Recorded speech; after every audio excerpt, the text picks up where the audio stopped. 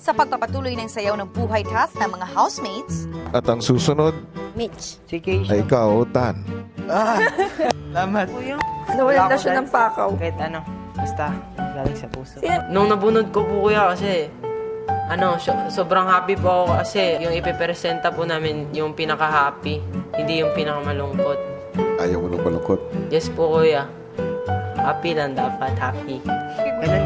Color na. Wow. Oo. Ako gulat yung Happy. music. Happy dapat.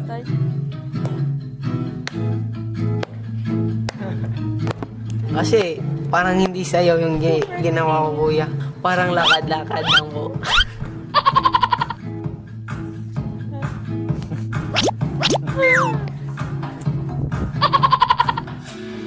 Pagdating po sa sayawan ko yan, parang ang hina ko talaga. Yay! Matapos sumayaw ay ibinahagi na ni Tan ang kanyang happiest moment.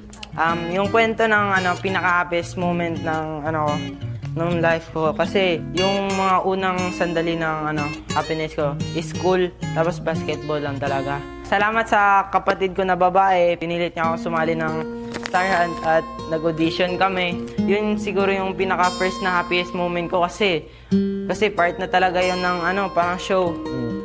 Kasi doon na talaga nagsimula. Yung pinaka-happiest ko talaga nung nasa labas ako ng bahay ni Kuya nung pagbukas na ng chest kasi pagbukas ko, Pinoy Big Brother na.